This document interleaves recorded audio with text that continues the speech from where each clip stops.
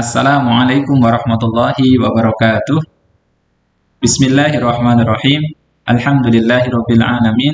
Wassalatu wassalamu ala asyrafil anbiya wal mursalin amma ba'd. Bagaimana kabarnya teman-teman semua, para siswa ataupun santri sekalian? Ketemu lagi dengan saya, dan insya Allah hari ini kita akan melanjutkan materi kita 10.2 Features of Gas Exchange Surface. Features itu ciri-ciri ya, ciri-ciri permukaan pertukaran gas. Apa sih maksudnya? Nah, kita nanti akan belajar lanjut dengan ke slide selanjutnya. Nah, kita mulai dengan dalil ya, seperti biasa. Bismillahirrahmanirrahim. Wa atakum min kulli ma sa'altumuh wa in ta'uddu ni'matallahi la tuhsuha innal insana ladzalumun kafar. Artinya, dan dia Allah telah memberikan kepadamu keperluanmu dan segala apa yang kamu mohonkan kepadanya. Dan jika kamu menghitung nikmat Allah, tidaklah dapat kamu menghinggakannya. Sesungguhnya manusia itu sangat zalim dan sangat mengingkari nikmat Allah. Quran Surat Ibrahim ayat 34. How can you correlate this dalil with our topic? Insya Allah bisa ya, gampang ya, mengkorelasikan dalil ini dengan topik kita. Nah, kita lanjut, bismillah. Ini sudah kita belajar, ini sedikit kita ulas kembali. Gas exchange takes place through a gas exchange surface, also known as a respiratory surface. Pertukaran gas itu bertempat di permukaan pertukaran gas itu sendiri. Nah, di sini kita lihat oksigen masuk, sedangkan karbon dioksida keluar. Nah, terus yang disebut sebagai gas exchange surface mana? Ya, inilah. Ini yang disebut sebagai surface permukaannya. Lanjut ya. Nah, the properties of an ideal respiratory surface. Properties itu features mungkin kurang lebih sama ya, atau ciri-ciri ya. Ciri-ciri yang harus ada, ciri-ciri ideal dari respiratory surface. Permukaan yang ideal agar sirkulasi pertukaran oksigen dengan karbon dioksida itu bisa berlangsung dengan baik gitu. Kalau di dalam tubuh manusia, pertukaran gas salah satunya terjadi di alveolus ya, dan di sel-sel. Nah, kita saat ini di alveolus. Berarti alveolus harus memiliki ciri-ciri sebagai berikut. Kita baca. Property of surface. 1.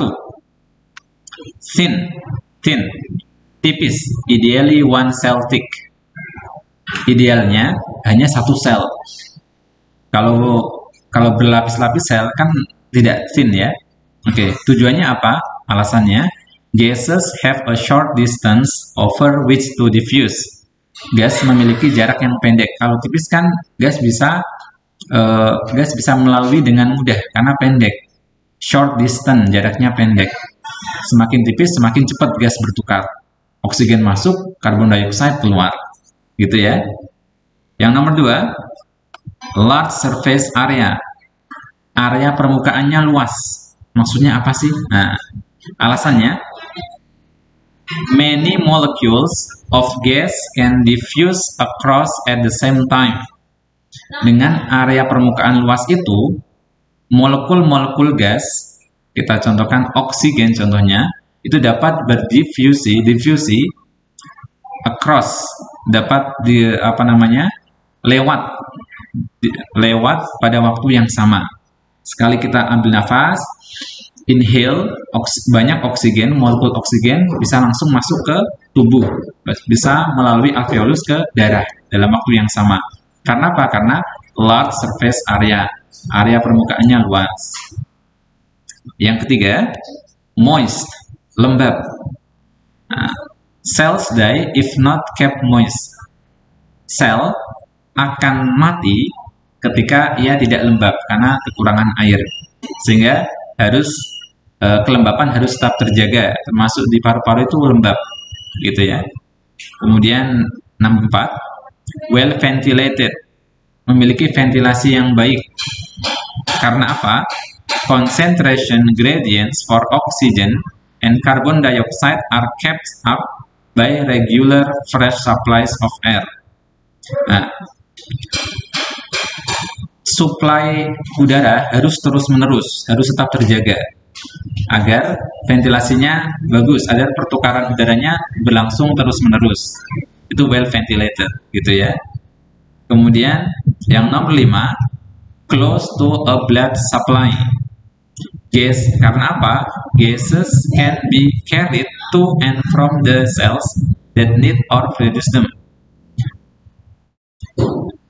Permukaan atau respiratory surface harus dekat dengan blood supply, dengan darah. Karena apa? Karena gas dapat dibawa menuju ke cells, contohnya oksigen bisa dibawa ke cells, dan sebaliknya karbon dioksida bisa dibawa kembali, gitu ya. Cukup mudah? Bingung atau mudah ya? Insya Allah mudah.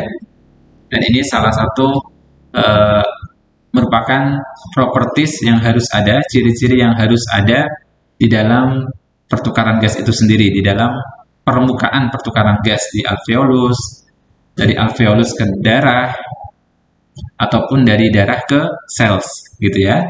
Insya Allah mudah, semoga bermanfaat. Jangan lupa nanti dikerjakan class activity-nya. Ini answer this question, menjawab pertanyaan berikut ya. Nanti dibaca, review assignment-nya, create note taking, membuat summary, kemudian assignment of post class-nya, menjawab pertanyaan. Oke, kita tutup dengan kafaratul majlis. Subhanakallahumma wa bihamdika asyhadu an la ilaha illa anta astaghfiruka wa atubu ilaik. Assalamualaikum warahmatullahi wabarakatuh.